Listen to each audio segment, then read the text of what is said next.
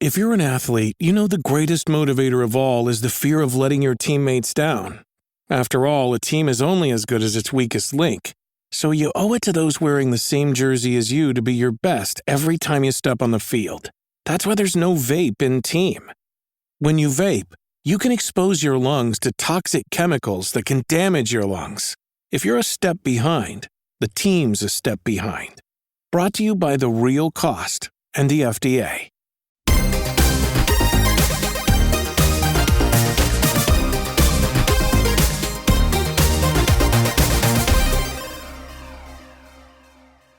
Hello, fellow gamers. Welcome back to the 90s, the decade that spawned first-person shooters, platformers still reigned supreme, and 3D graphics became a reality. We are the Video Gamers Podcast, hosted by three lifelong gamer dads, and today we are going to be talking about gaming in the 90s. I am your host, Paul, and joining me, the arcade connoisseur, spending all of his sweet allowance at the local arcade playing fighting games, it's Josh. Dude, Aladdin's Castle was my jam back then, man. I don't know if look, I know there's some older gamers listening, man, and they're gonna know Aladdin's Castle.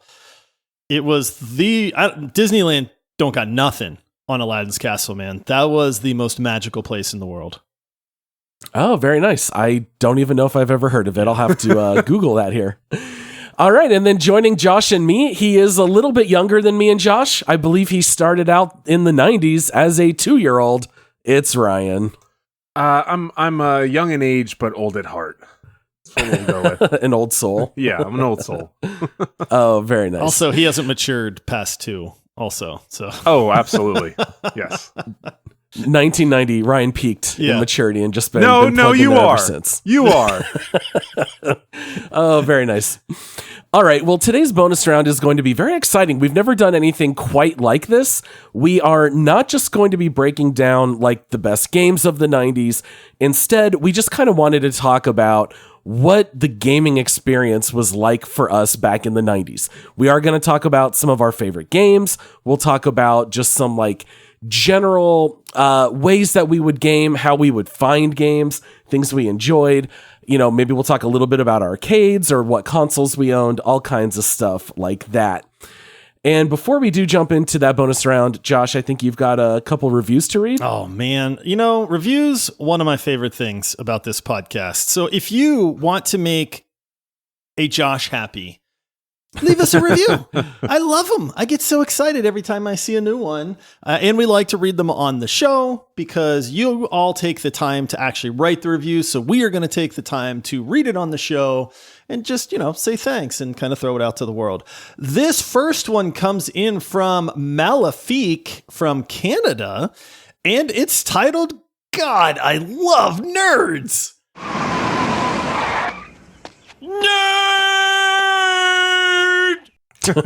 And it says, guys, don't take it the wrong way. I married one. Nerds are the best.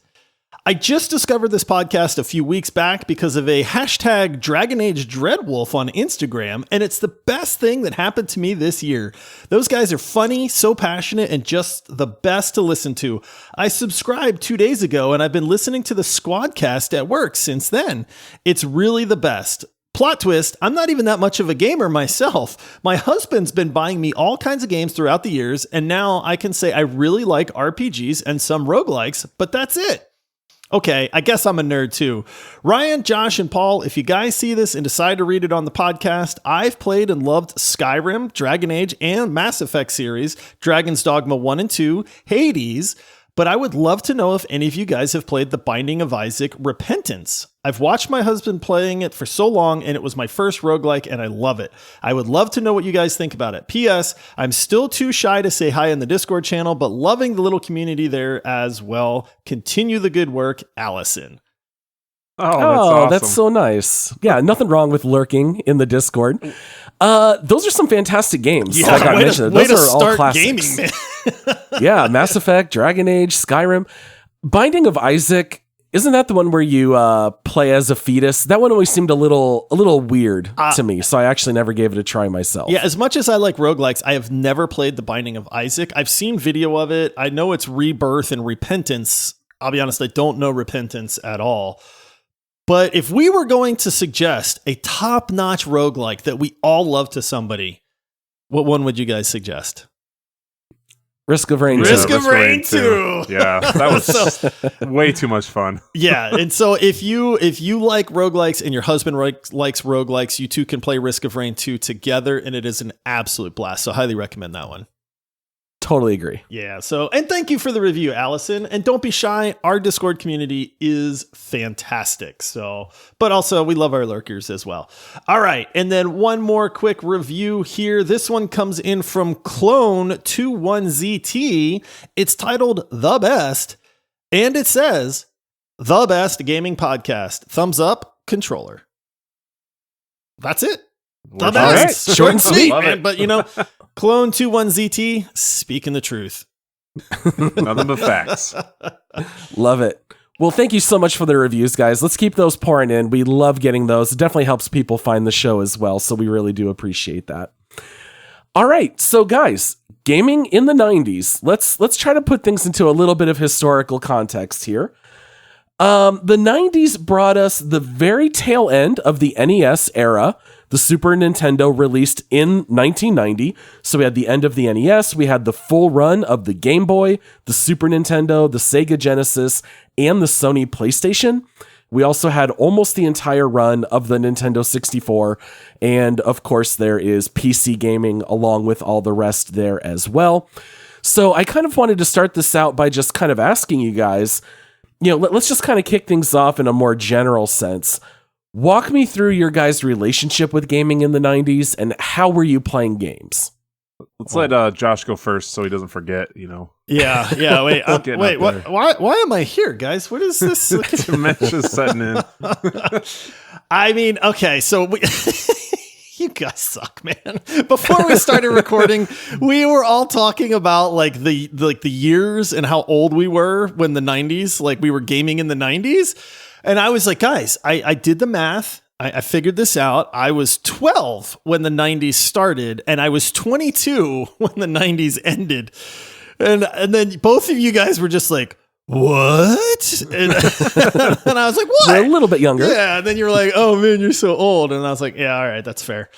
I mean, for me, being 12-year-old Josh, and I had been gaming my entire life. I mean, legitimately, I started gaming when I was 4 years old. So for me, that decade of 12 to 22 encompassed high school and college for me. So almost all of my memories in the 90s were gaming with my buddies. I gamed with when I was younger than that, I gamed with my brother. We had an old TRS-80, home computer. We got an Atari, the original Atari one year. Then we got an Atari 2600 for Christmas one year. We lost our minds. My brother bought the very first Nintendo NES and hid it from me because he didn't want to have to share it with me, which I thought was hilarious. But it was really in the 90s when I really started to get into the multiplayer gaming aspect of it. Before then it was just single player games, the old Sierra games, gaming with my brother, taking turns with the controller, that kind of thing. But that is to me, my most memorable memories of gaming was just going over to my buddy's house, Mario Kart, GoldenEye, Tekken. We'll get into a lot of these and I don't want to spoil them all, but just for hours and hours on end. So that is my main memory of that was just having fun with your buddies, playing games till late, the wee hours of the morning, and just having an absolute blast. That was always the best too. When you switch off to hand off the controller, the debate between do you go by death or do you go by time? Because if you're good, man, you're like, oh yeah, I know I'm good at this game. Let's just go by who dies, and then you switch, and then the other guy goes and he dies in 3 minutes. You're like, oh yeah, hand it back over. Yep. That was always the big debate. I grew up actually same thing. As long as I can remember, I remember playing video games. I remember we had, for some reason, an Atari, the 2600. I remember playing Pong and other simple games. I don't remember much of it because I was pretty young. But Sega, PlayStation, and 64, all of those through the 90s were like my young childhood, and then kind of progressing into my later years, in the late 90s and into a little more mature games and stuff. So yeah, 90s were definitely a big influence on setting up my just absolute love for gaming. Yeah. And you have an older brother, Ryan. Did you guys do a lot of gaming together, or was Marcus not much of a gamer? No, he wasn't much of a big gamer.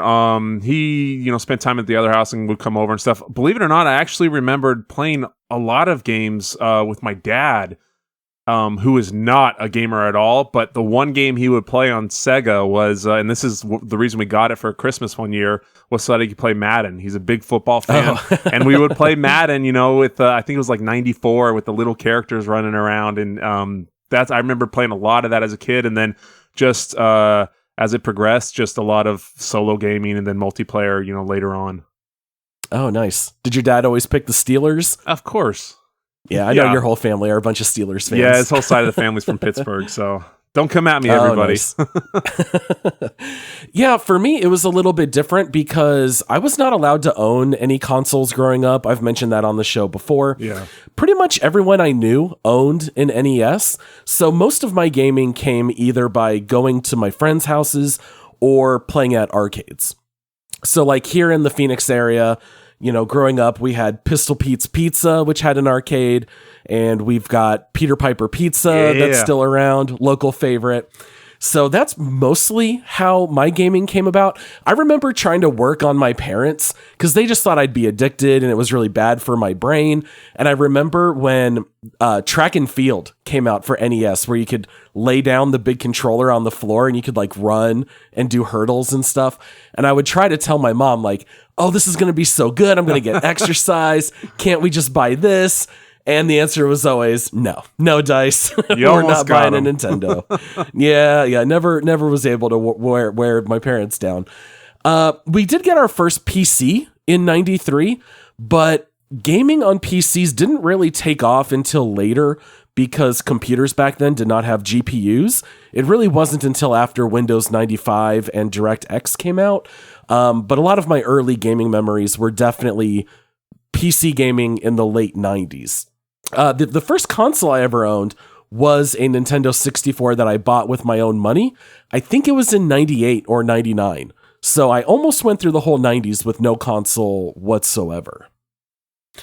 All right, well, before we move on to starting to share some of our specific memories here, Josh, can you tell the people a little bit about Patreon support options? Well, if you want to be a hero to the world, if you've been listening to this podcast for a while and, we're bringing you some enjoyment or just, some brightness to your day, think about supporting the show. This show exists because we are passionate about gaming, but there are some expenses to it, but also we love to just pour our hearts and souls into this.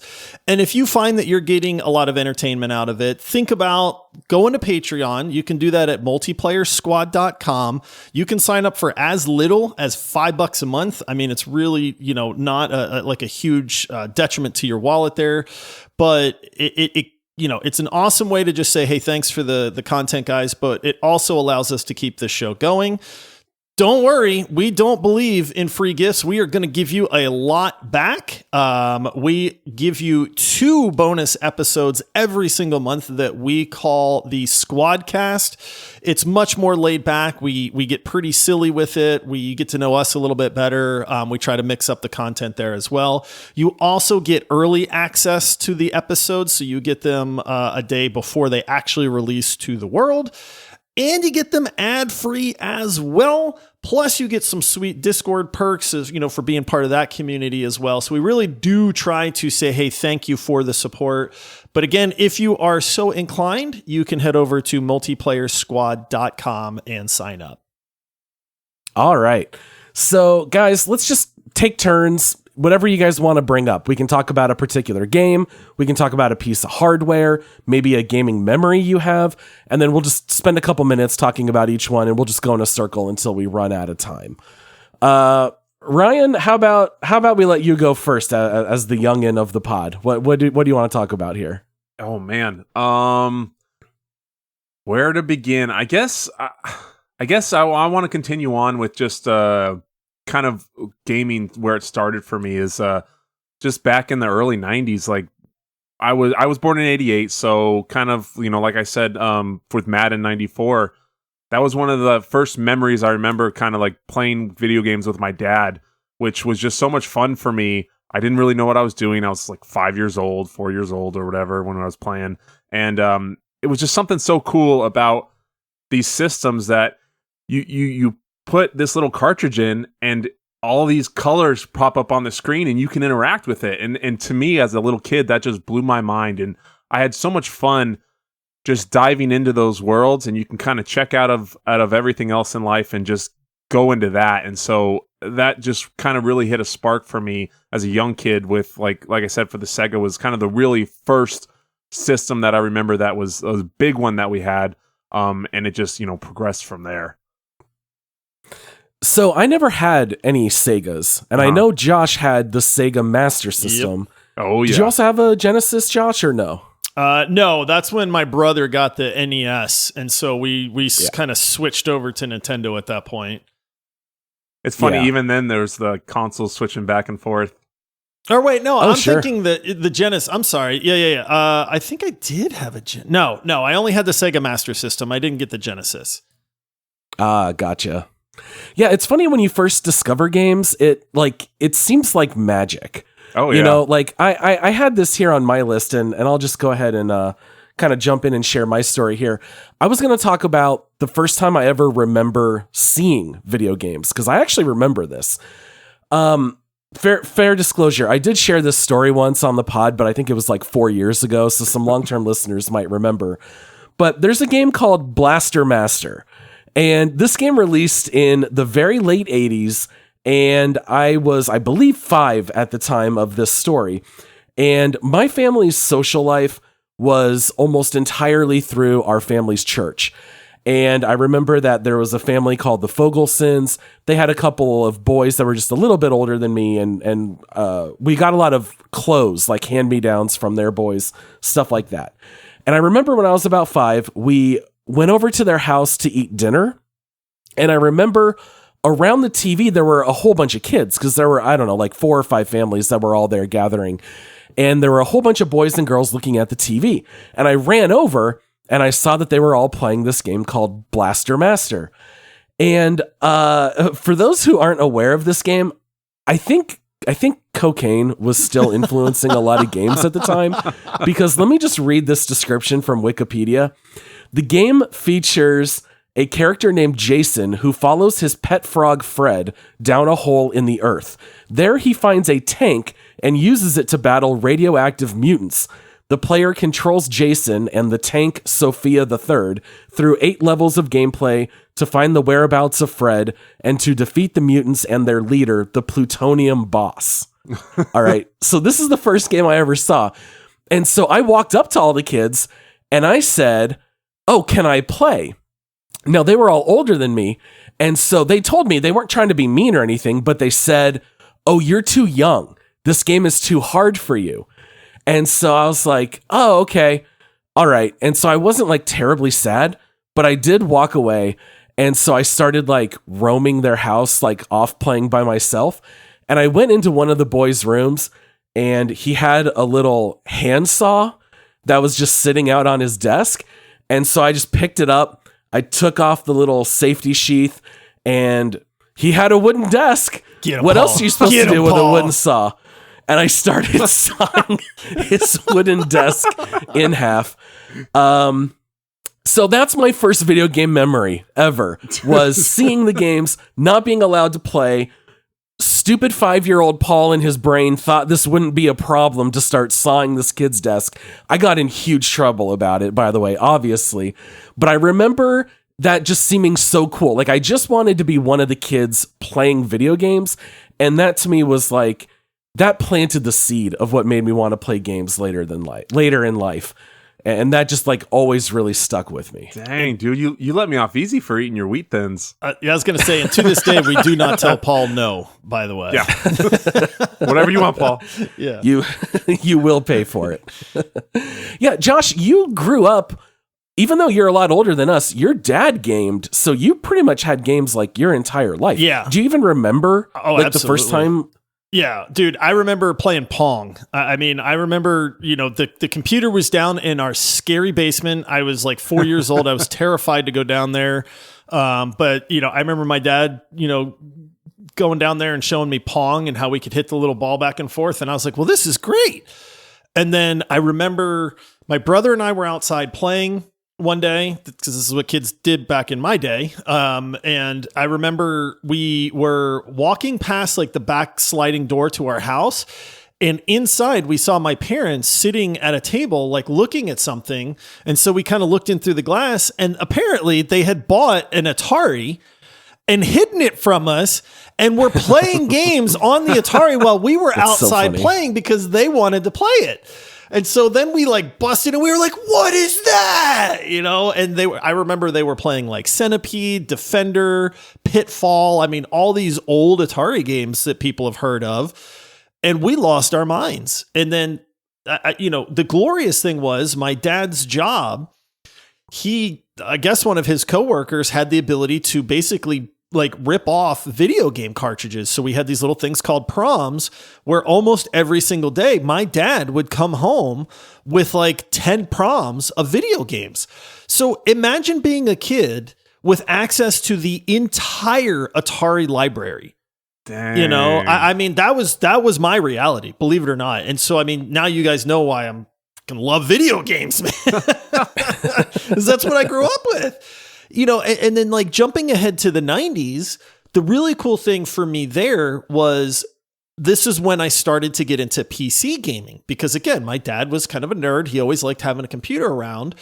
And I mentioned the Sierra games that came out. These were your old school point and click adventures, but there was, a period of time where Sierra was the king of the world when it came to video games, man. I mean, you had the King's Quest series, the Police Quest, the Space SWAT. Quest, SWAT, Heroes Quest, Leisure Suit Larry. I mean, all these games that were, super high tech. They had music and sounds and adventure and characters and story and all this stuff. And that, like, to me, that's when gaming took a huge leap forward over these like very basic, simple Atari games, which were very fun at the time, but also insanely repetitive.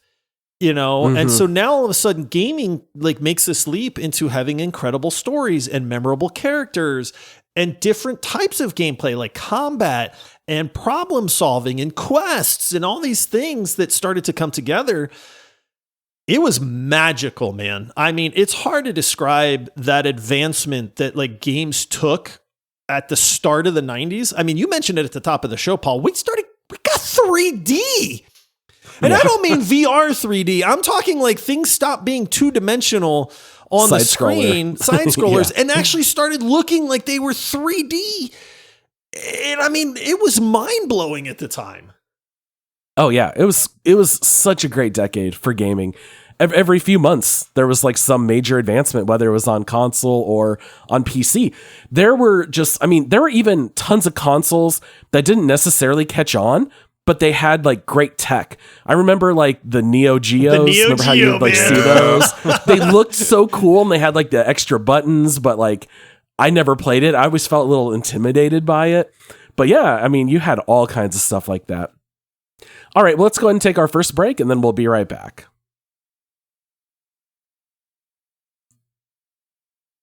All right, Josh, what did you want to bring up next? I do have to just one little tidbit, since you just mentioned the Neo Geo, but that is the most expensive home video game console ever made. It was $650 to purchase it back in 1990, which, oh my goodness, as of today would be about $1,600. And every cartridge for the Neo Geo was $200 a piece. Yikes. That's wild. It's insane. I mean, it did look really cool. Like there was like, it did have some like advanced tech with the graphics and everything. But anyway, okay. It was just crazy. I remember seeing that in the stores and being like, what the heck, man? That's wild. I had no clue it was that expensive. Yeah. Let's, for me, let's start early in the 90s. And here's one of the things that I want to try not to do, especially for our long-term listeners. everybody that's listened to this show for any length of time has heard me gush about EverQuest, and Street Fighter 2 and those sorts of things. I'm going to try to vary it up a little bit, and talk about some other games that I remember from the 90s. I got to start with Doom, guys. I played Wolfenstein, which came out before Doom did. And Wolfenstein was pretty awesome at the time. I mean, you're kicking in doors and you're gunning down Nazis. And I remember this was the first shooter game that I'd ever played in my life. And I remember thinking well, this is really neat.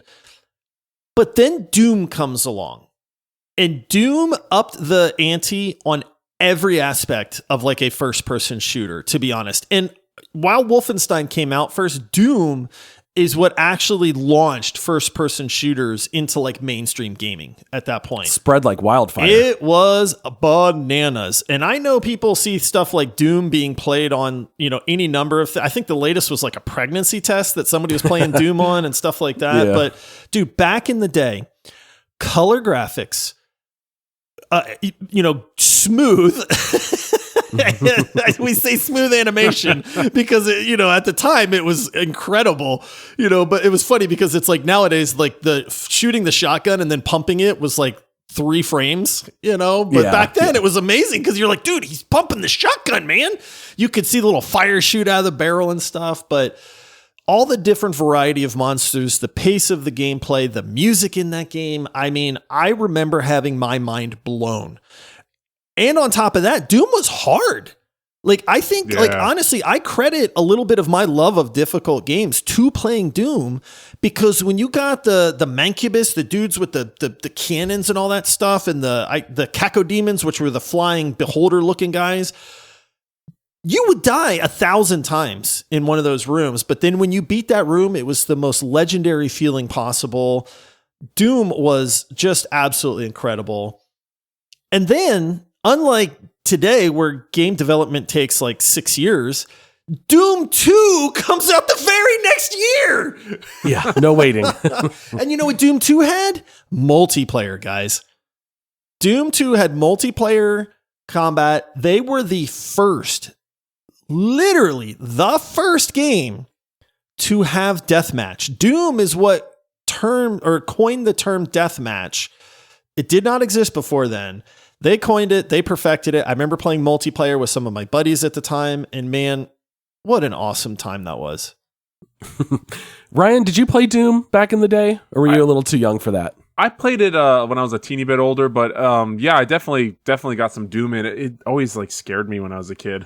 It scared me too. That's what I was going to say. Especially when you'd get busted up and, the little avatar on the bottom, his face is all bloody. And, messed up. And I'd be like, this game's wild. I'm going to go back to play Crash Bandicoot.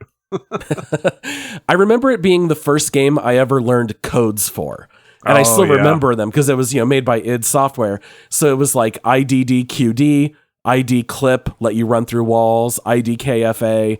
And I always thought that was really cool, learning those kinds of codes and being able to put them in games.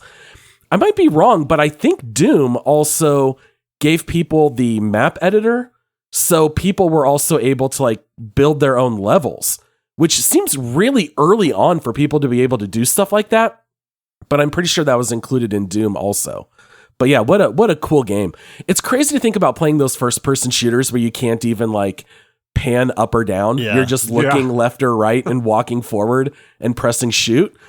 But we didn't know any better. That's as good as it got back then. I mean, the other thing too is I'm watching gameplay here because it's just oh man, I've got mass nostalgia coming back. But the other thing too was this was 3D. You were in these maze-like dungeons and areas and stuff, and you were walking forward, which was weird. You know what I mean? To do that in a shooter, because let's be honest, Contra, one of the other really, really well-known shooters back in the day, was just a 2D side-scrolling shooter. So Doom to come out like Wolfenstein and make it a 3D game where you're actually moving forward and turning, and going down these hallways and these dungeons and stuff, that was not stuff that people were used to seeing back then. Oh yeah, absolutely. That's kind of a cool game to bring up because it actually kind of ties into what I was going to talk about next. I wanted to talk a little bit about what it was like trying to find good games in the 90s, because this was a little different. I mean, we're talking pre-internet, pre-AOL days, You've got mail. pre-Metacritic. Obviously, Steam is nowhere on the horizon yet. There were really only a couple of ways that you could find games. It was like word of mouth. Maybe you played a demo at a store, and maybe you would pick up like a gaming magazine and you would read about a game or a preview or something like that. But more often than not, I don't know about you guys, but for me, most of the time when I picked out a game, whether it was to buy or something to rent at Blockbuster, it was almost always the game cover. Like, am I alone in that? Or did you guys also like put a lot of stock into what the cover of the game looked like? Oh, for sure. No, you look and you see something that is either like dark and gritty with some cool looking action characters or something bright colors that just draws you in. Those definitely, as you're skimming across the shelf, like you said, there's no internet, so you didn't know anything about these. And you're just like, oh, that looks cool. I guess, Mom, can I get this one? Or can I get that one? So it's definitely, that for sure sold me. The box art back in the day was literally how you picked games. Yeah. I mean, it was the box art on the front, and then you turn the box over, and they'd have 3 or 4 screenshots of what gameplay looked like in the game. And I know this is blowing some people's minds, especially some of our younger listeners out there, but what Ryan said is 100% true. There was no internet. You couldn't. Oh, Ryan's showing off his Metal Gear This CD. is my original Metal Gear. I mean, that had like 9 screenshots on the back of it to show you what the game looked like. Yep. But this was the thing. There was no internet. You couldn't just go and Google search a game and then look up what gameplay looked like.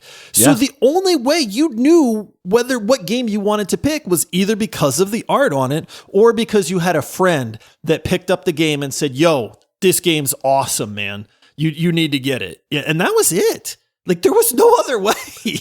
Yeah. And Doom has one of the best all-time covers. You've got Doom Guy in hell on a little rock ledge, and he's just surrounded by dozens of like scary looking demons all trying to like climb up and get to him. And I have that mental image ingrained from all the times I went to Best Buy or CompUSA or, whatever it was, maybe even Circuit City back in the day, and like seeing that cover and thinking it looked so cool. I mean, publishers knew this too. Like, they looked to find creative ways to stand out with their boxes and cover art. Do you guys remember the Tomb Raider box? It was a trapezoid. Do you remember that? The box was? Oh, I don't remember that. The box of Tomb Raider had a really thin top, a really wide bottom, and then the angled sides. And it just had the words Tomb Raider with Lara Croft's body there. But it's like when every other box is just a plain rectangle, and here's this like crazy looking trapezoid, that was like a way that you sold games, was just like being clever in the boxes. I mean, I remember finding a game called Full Throttle, because I remember at the time loving LucasArts games. Like, pretty much anything LucasArts made, I liked. And I just remember seeing a cover of a guy, he was just a biker, and behind him was this giant, like, fire explosion. And I was like, all right, I'll buy it. I'll give it a shot. And it ended up being, like, one of my favorite point-and-click adventure games. But, yeah, that was just, like, such a staple in the 90s, was just walking down the aisles of the store or Blockbuster and just trying to whittle things down. Like, maybe you'd carry a couple boxes with you and you'd be like looking at them and comparing them. Oh, this one looks way cooler. I'm going to go with this one. I remember Warcraft. I bought the first Warcraft solely because of the orc on the front. Big green orc. Yes, I was going to say. Yeah, I remember that one. Yeah. But that was like, I kind of missed that. That was kind of fun back in the day. Nowadays, I almost feel like we know too much about games ahead of time. There was something to be said for like a little bit of discovery, and you gave more games a chance because you just didn't know. And if it looked cool, you'd give it a shot. This was also the heart of the video game rentals. Oh, yeah. The various Absolutely. stores. Like, I think this was actually before Blockbuster came around, or at least where I lived. We had like Red Coast Video. You had a couple mom and pop stores. But that was the other thing, is you'd ride your bike to the video game store / movie store. And you'd go and you'd look at the shelf where the games were, and you would hope that if you found a cool game that the box was, or the cartridge was back behind there, or the empty box, I guess, that you'd then take up to the counter and they'd find the cartridge and put it in there for you. But I mean, this was the way that we got to try games. You know, I mean, as a kid, you didn't have very much money to buy a game. So 9 out of 10 times you were going to your local rental place and you were browsing through. Again, the cover art is what would sell you on something. But a lot of times it was dictated by what was actually available. Oh, yeah. I remember my brother and I many times like riding our bikes to the store and looking around, and it's like, well, we have 2 games on the shelf. Which one of these looks like it sucks the least, and kind of going, well, let's try this one. And then we'd rent it for a couple days, and then you had to take it back. And if you forgot, you had to pay the late fee, which was expensive as a kid. And but that was how we tried out lots of different games. Oh yeah. And you go there. I mean, when you're a kid, you got nothing on the weekends and you're just ready to game all weekend. So you just got all that anticipation when you go. But wasn't that just the best thing when you get there and you're just in awe of how many games are on those shelves back behind the counter when you hand them the empty box and you see and they skim through them all and you're looking and you just think, that is so many video games, and you want every single one of them. I always remember just looking up and just my jaw was just dropped to the floor with how many games were there. But yeah, aside from like cover art and graphics and stuff like that, like those sample discs were huge for me because also gaming was kind of fairly new, and also most of our parents thought it was going to rot our brains out except for Josh. So you could get a sample, but you couldn't just keep buying games. So I remember just constantly playing samples, and I would play the different games on there over and over and over just to get game time in when I got bored of the other games I have. So those were huge. That's actually how I found, one of my favorite games ever, Metal Gear Solid, from a sample disc. And they let you play that the first base level, and I was just like, I have to have this game. But that just all this, even creating this list and looking up all this stuff, it's wild how many games I totally forgot about. And I played so many more games back then. And like you said, Paul, you just give a lot more a chance than I do now or, over the last few years. It's wild. Yeah. Yeah, I really miss being able to rent games more. I remember always making plans with my friends, like, let's spend the night at your house, and then they'd be like, all right, I'm going to ask my mom if we can rent a game, and I'll do extra chores, and you would try to, like, strategize ways to try to get to Blockbuster and get that rental. But there was nothing more fun than trying out that new game. And that was the thing, between everybody, everyone always had at least one of the systems. So like your one buddy had the N64, you had the PlayStation, the other one had this, so there was always something with whatever game was out between all the friends you could get to that person's house and play it. Yeah. The cool thing was too, is like in that, like that discovery of just grabbing a game, taking it home, having zero clue what to expect. Like this is how like Mega Man, I remember playing Mega Man. And it was like, dude, this game's fantastic. Like, where did this come from? But then I remember playing these like terrible games. Oh yeah, being like, this so game many bad ones. Sucks, man. Like we totally just wasted our money on this. So it like we don't have that anymore. For the most part what you're getting. There's all the previews and the reviews on the internet and stuff like that. And sometimes we're still pleasantly surprised or we're disappointed in some games, but there was nothing like just diving into the complete unknown and then being like, okay, this game is awesome. Like, where has this game been? Or having that disappointment of like, do you think if we took it back, like right now, they'd swap it out for a different game? Oh, that was the worst. All right, Ryan, coming back to you. What do you want to talk about next? Ooh, I think I'm going along those lines of where, like Josh said, we all know like the top bangers in the 90s. You got Symphony of the Night and StarCraft, Half-Life, Metal Gear. By the way, 1998 was insane for video games. Like the list is just off the charts of all these crazy bangers, but we know those are all great. I wanted to mention one along with like just kind of a parental influence that I had on a game. My good friend Daniel as a kid, we were really close as children, and he had the N64. I had, PlayStation. And so I would go over there, and his dad, he's passed away from cancer. So Wayne, love you. You made a big influence on me, but he was absolutely great. And he would sit, and I remember he would sit and play with us on the weekends, and he would play all these different games. But one that we played a lot of was, it was Star Wars, and it was just an awesome game. It was Shadows of the Empire. And I remember it was one of those cool 3D looking games on N64 that you would just get lost in, and he would sit and he'd play with us, and we'd just play for hours. And I remember that was like one of those that really kind of set in stone just a love for gaming, where you could just unwind and escape from the world and just dive into this new world and just play, just game for as long as you could before you had to, go play outside,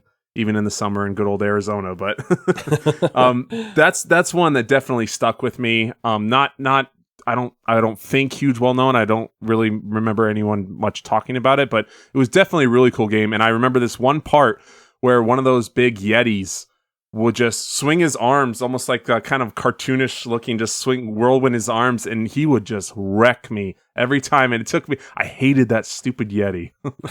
Would you slice its like arm off, like from episode 5? No, I don't think you got like the lightsaber in that, if I can remember right. I think you just had like a blaster and stuff. But I just remember being out there, and that stinking Yeti would just always kick my butt every time. There were a lot of good Star Wars games in the 90s. Oh, 2000s also. I feel like they've kind of become a little more hit and miss lately, but there were a lot of good ones back in the day for sure. What's weird is I played all the space ones, like the TIE Fighter and X-Wing and those, but I did not play like many of the on foot ones. So to speak. Like Dark Forces. Okay. I loved those. I did play Dark Forces, but I think I missed a lot of the other ones, because there was like Jedi Knight and some of those that might have come later. But yeah, I was all about the space combat ones, but I didn't really play a lot of the what's the opposite of space? Like planet ones? Land ones? The land ones? Yeah. Josh liked to do barrel roll. Yeah. Oh, yeah. Good old That's Star Fox. But yeah. I know, but it's in space. Yeah. Well, is it? I mean, I guess partly. Because Star Fox is like on the planets and stuff too. Yeah, well, whatever. Yeah, you're like flying in the sky of those planets. Yeah. All right, let's go ahead and take our last break, and then we'll be right back. All right, Josh, swinging back around to you. All right. Recently we had a conversation on our Discord server about this game. I recommended it to somebody, but I want to ask you guys a few questions, right? You guys like games with good story? Sure. Yeah. Who doesn't? You guys like games where you might have like a plethora of options as far as like either characters or ships, or like just having a huge variety of like gameplay elements? Sure. Love it. Do you guys like space? Space is fun, right? Oh, absolutely. Yeah. Questing. Yeah. Real-time combat. Is Absolutely. this Josh's hype thing that he does? How about like really, really good, funny humor to a game? Okay. There's a game that checks all of these boxes, guys, like legitimately. And I remember playing this game, and this is one of those ones that left that impression on me where I went, dude, gaming is at its peak right now. And that's a game called Star Control 2. Okay. Now, you've heard me mention this, but I've never really broken this game down very much before. But in Star Control 2, you're trying to find these precursors. There's these giant alien, or just these alien races that are evil, and they're coming to attack the galaxy, and you have to try to form an alliance and go out into the galaxy and hopefully meet alien races and say, hey, do you want to ally with us? Because we're going to stand up against the big bad guys. And sometimes when you're out in the galaxy and you're meeting aliens, they're not all nice. So you might meet a mean alien race that now wants to wipe you out. The beauty of this game was there's like 30 different alien races out there, and you had dialogue options. So when you met one of these, it would put like their bridge up on the screen with like the captain talking to you. And they were the most fantastical aliens you could imagine, which was really cool at the time. And then you had dialogue options and how you wanted to deal with them. And then when things broke down and they're like, prepare to be destroyed, it would go into a 2D space combat, real time, almost like arcade like type game. And you could swap between the ships of the aliens that had allied with you. So this was very much like a rock, paper, scissors type combat, where, you would have some ships that you were great with, other ones that you were terrible with. Every single alien race had its own ship, which had like 2 or 3 different abilities. It was like the precursor to like hero shooters in a way, because it was just like, look, here's a ton of options.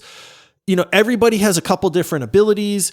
Go wild. And then there was that arcade shooter part of it, and then, like I said, you had quests, you had a star map that you were exploring, you had planets that you'd go scan and you'd detect alien life and you'd land on them, and then you'd meet some marooned alien species that was really funny, and this game was complete. It literally had everything you could want in a game. I genuinely think that Mass Effect borrowed a lot of the ideas from this game, like as a precursor. But it was one of my favorite games I ever played. Still to this day, they released a more recent remake version of it called Star Control Origins that I think would still hold up to this day. The graphics are decent and it's the exact same type of gameplay. So I cannot recommend this enough. At least Google it or go to Steam and search for it, Star Control Origins. It was such an incredible game, man. Absolutely mind-blowing for a younger Josh. Well, and being early 90s, like I'm watching some footage, especially for PC gaming. This is pretty advanced for the time, for sure. And this was in DOS. Yeah, I mean, that was the thing, dude, is like between the questing, the star system, all the different aliens, and they all would talk and have different sound effects and stuff.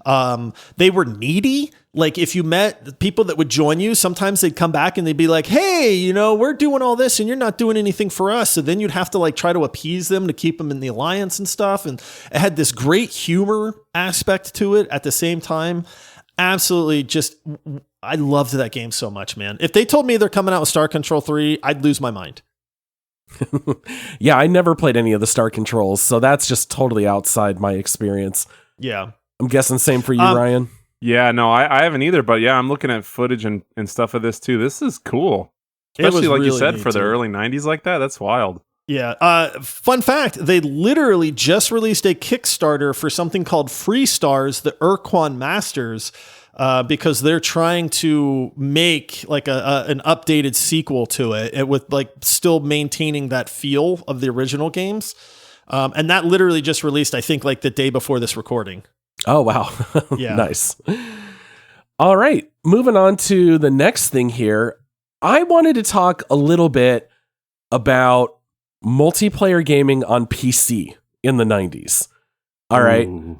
Now, did all of us engage in dial-up, like direct 1v1 certain games with your buddies, but you couldn't do more than 1v1 because that's all you could call is one other person? Yep. I remember playing so much Command and Conquer and Descent. Oh, yeah. It was me and my buddy Kyle, and you would, type in your buddy's phone number. There was no way to connect to like a server with multiple people. You would just dial them directly, and you could just, play that game. And of course, inevitably, a family member would pick up the phone. Your game would start to stutter and hiccup, and you'd start yelling, hang up the phone, I'm playing, online. And that was so cool to be able to have the ability. And it's so weird to think how quick we went from, okay, now we all have these dial-up modems that run incredibly slow, to then just a few years later, all of a sudden now you have like massive online multiplayer with Battlefield and stuff, really not that much longer later. But I always thought that was really fun, being able to do the direct dial-up with your friends. I remember always picking GDI in Command & Conquer. I'd get my stealth tanks, hide them behind my buddy's base, pop them out of stealth, start shooting his buildings, and then as soon as he'd realize, I'd call them back and put them in stealth and just do it over and over. Descent was another great one. Josh, I know you and I have talked about it in the past. Having like a full 360-degree space dogfighter at the time was really novel. And I remember a few years later, someone did open up a server where you could connect to that online. And that might have been like 99, like right at the end of the decade. But it was not terribly easy to do multiplayer back then.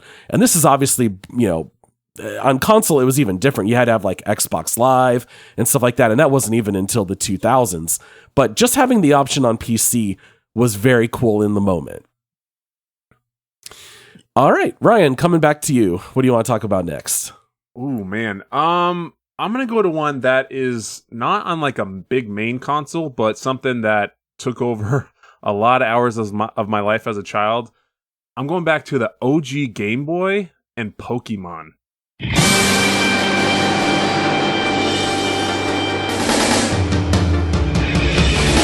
I wanna be the very best, like no one ever was. Okay. All right. That game, I would, big Pokemon kid. I was kind of right at that time, 5th, 6th grade, mid 90s. That was, or kind of later 90s. That was my Pokemon era, but that was just handheld gaming like that, on the original Game Boy and then Game Boy Advanced and Game Boy Color. When, you got actual color on this little teeny device. It just, again, I know we keep saying this, but there was so much advancement in the 90s. Every year, it seemed like there was just crazy, crazy technological kind of progression. And playing that handheld game, and it wasn't just Tetris or Pong or something like that, where it's saving my Pokemon's levels, and I'm traveling through this world. And it was just something that I remember my parents would go to some church activity on weeknights, and they'd let me bring the Game Boy. And I'm naturally pretty much an extrovert. I like to be around people and talk and hang out. But when I would go to this, I would sit in a corner, not talk to anyone, and I would play Game Boy for that 45 minutes or an hour that, they were at their thing, and then they'd pick me up and take me home because, we had limits on how long we could play, but I was uninterrupted and could just sit and play for all that time. So that was a big one for me that just kept me going. I loved just to sit and be able to have that device that you could just take anywhere, road trips, these little things where I just have to be stuck there for an hour. Might as well play a game, There wasn't a portable console or handheld before the Game Boy, was there? I can't remember one. No, I don't think Not so. that And I the Game Boy remember. came out in 1990, so that was first. Yeah. I mean, think about how truly life-changing that is, right? I mean, it used to be that you had a Nintendo and you had to plug it into your TV and all that stuff. You had to have power, plug it in and all, and then all of a sudden you're telling me that I can play these games anywhere I want on a road trip at church. If At you're the having a doctor's sleepover, office? yeah, you're bringing it over to your buddy's house, for a sleepover and stuff like that. I mean, I remember my friend, and I remember thinking they were rich at the time, and they had a Game Boy. And I just remember thinking oh my goodness. And it was so funny because his mom always had the Game Boy and playing Tetris. So it was nobody else actually ever got to play it, but it was just this was insane to have games like Pokemon that you could just play anywhere. I remember being so jealous of my friends that had a Game Boy because they could play video games basically whenever they wanted. And then you'd have the Game Boy, but then there's always that one dude who just had it totally tricked out. He had the light, the different magnifying case on it. glass, Yeah. the light, the different case, the extra whatever, the cooling fan on. There was all kinds of mods that they would put, and you just, oh man, you're like that guy. But whatever, I still have a Game Boy, so yeah, it was just something. Yeah, it just was wild. Who was your starting Pokemon, Ryan? I think I went Charmander. Yeah. Charmander, I feel like and then almost everyone did. yeah, oh for sure, gotta go with the fire. But I definitely I played a lot of that, but the most I played was Yellow, I think, or Gold or whatever, where you start with Pikachu. But yeah, definitely, I'm pretty sure I went with Charmander. Then, of course, a few years later, they came out with the Sega Game Gear. And I remember one of my friends had that. And we would take turns playing Mortal Kombat. And so, when we got sent to bed, when I would spend the night, he would just play one round, and then he would hand it to me on the bunk bed, and then I'd play around and hand it back to him.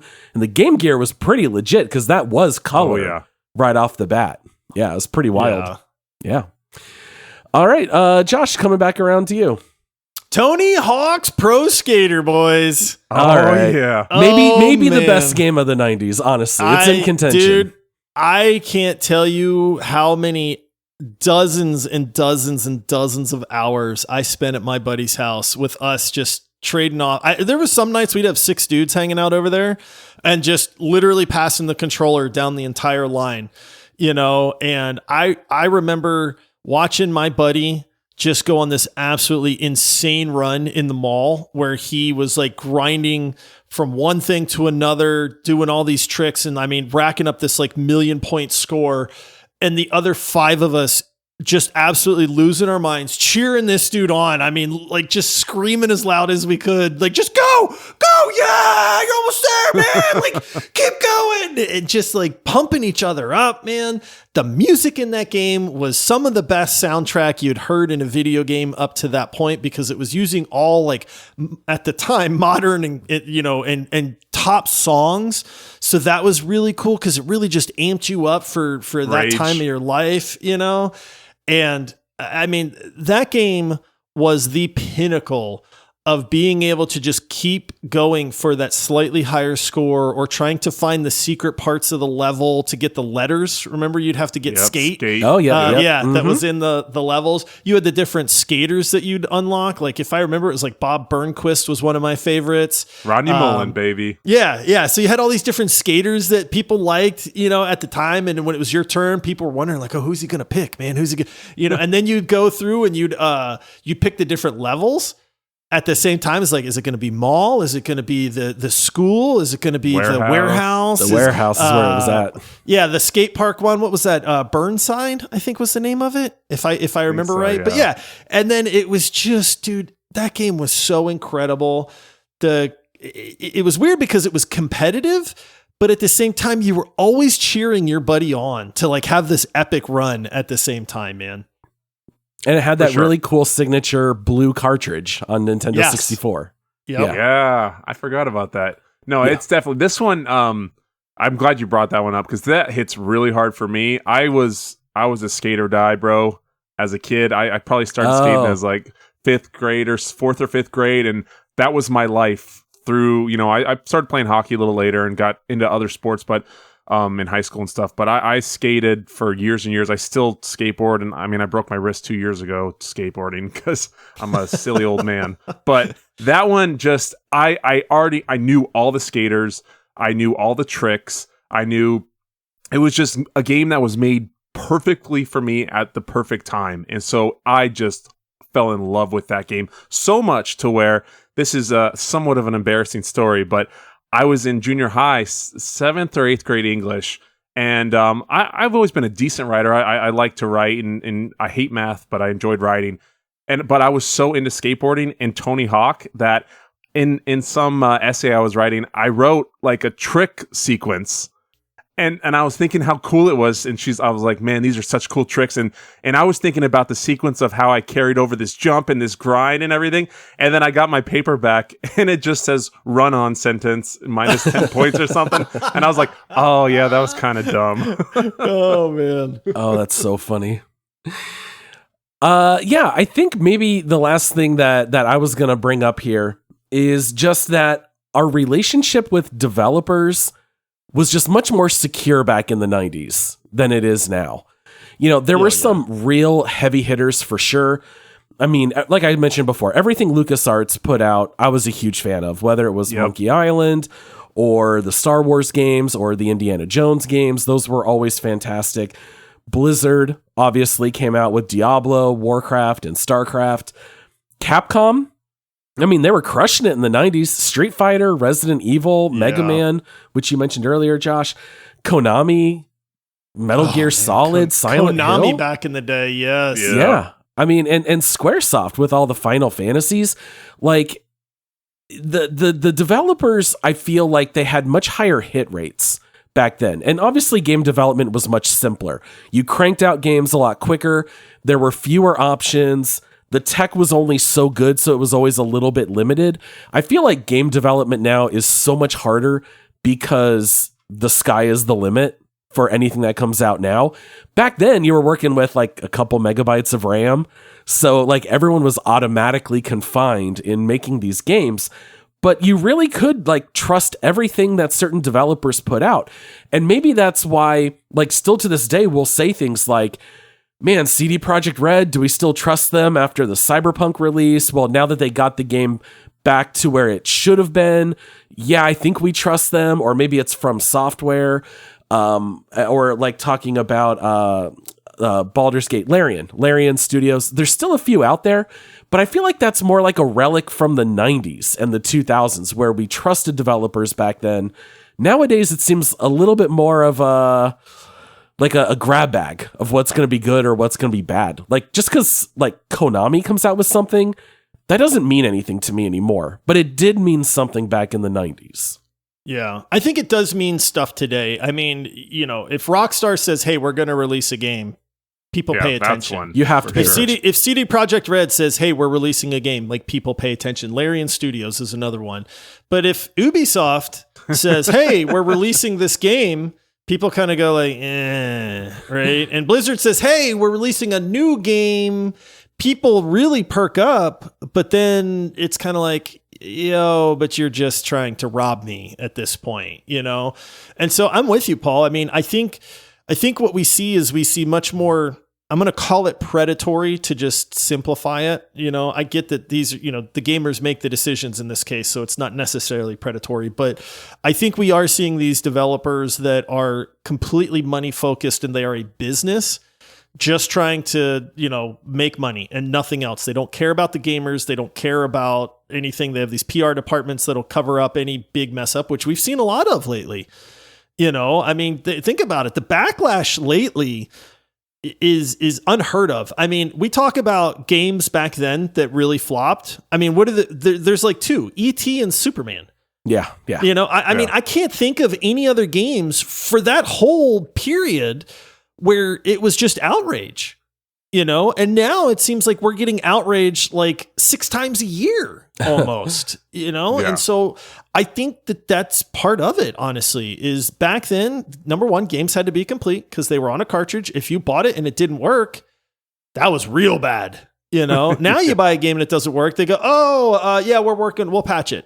Don't worry. We got a patch coming, guys, and that kind of stuff. So, well, not only that, just like you mentioned before, how Doom 2 came out 1 year after Doom. Like, think about the fact that GTA 5 is over 10 years old. We are talking a full decade with no new GTA. And yet, look at the 90s. Beginning of the 90s, you had Mario 3 as the newest Mario. You get Super Mario World, Super Mario Land on Game Boy. You get Super Mario 64 and Mario Sunshine. Like, those are all absolutely fantastic games because you got those new games every 2 years. The advancement of those games is also incredible. Like, look at the difference going from Mario 3 all the way up to Mario Sunshine. So the fact that the studios were pumping out more games and they were all high quality, nowadays I think it's like, well, we have 10 years of development in this game. We have to monetize the heck out of it. And especially in the case of Rockstar, right? They're going to spend $300 million on promoting GTA 6 because they have to make $10 billion off it. So I don't know. It's just a totally different business model these days. Back then, I think it was a little bit more loosey-goosey because if this game fails, there'll be a new one next year. And now the studios don't have that luxury. They have to have a hit. They have to squeeze as much money as they can out of it.